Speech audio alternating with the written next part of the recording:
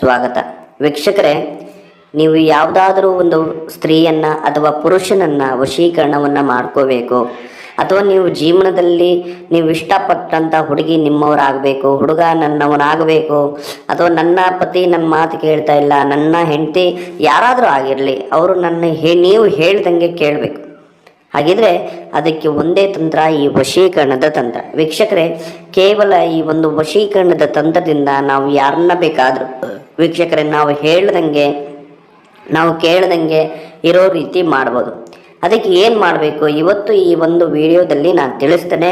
ಬಹಳ ಸೂಕ್ಷ್ಮವಾಗಿ ಕೇಳಿ ವೀಕ್ಷಕರೇ. ನೀವು ಯಾರನ್ನಾದ್ರೂ ವಶೀಕರಣವನ್ನು ಮಾಡ್ಕೋಬೇಕು ಅಂದರೆ ಕೇವಲ ಒಂದೇ ಒಂದು ಲವಂಗ ಸಾಕು. ಆ ಒಂದು ಲವಂಗ ಮತ್ತು ನಾನು ಹೇಳುವಂಥ ಈ ಒಂದು ಸಿದ್ಧಿ ಮಂತ್ರದಿಂದ ನೀವು ಕ್ಷಣಾರ್ಧದಲ್ಲೇ ಅವ್ರನ್ನ ವಶೀಕರಣವನ್ನು ಮಾಡ್ಕೋಬೋದು. ಹಾಗಿದ್ರೆ ಏನು ಮಾಡಬೇಕು? ಒಂದು ಪೇಪರ್ ತಗೊಳ್ಳಿ, ಶುದ್ಧವಾದಂಥ ಬಿಳಿ ಹಾಳೆ ತಗೊಳ್ಳಿ. ಆ ಬಿಳಿ ಹಾಳೆ ಮೇಲೆ ನಾನು ಹೇಳುವಂಥ ಈ ಮಂತ್ರವನ್ನು ಬರೀರಿ. ಓಂ ವಶೀಕರಣಂ ಸ್ವಾಹ. ಓಂ ವಶೀಕರಣಂ ಸ್ವಾಹ. ಅದಾದ ನಂತರ ಅದರ ಕೆಳಭಾಗದಲ್ಲಿ ನೀವು ಯಾರನ್ನು ವಶೀಕರಣ ಮಾಡ್ಕೋಬೇಕು ಅವರ ಹೆಸರು ಮತ್ತು ನಿಮ್ಮ ಹೆಸರನ್ನು ಬರೆದು ವೀಕ್ಷಕರೇ ಆ ಒಂದು ಲವಂಗವನ್ನು ತಗೋಬೇಕು.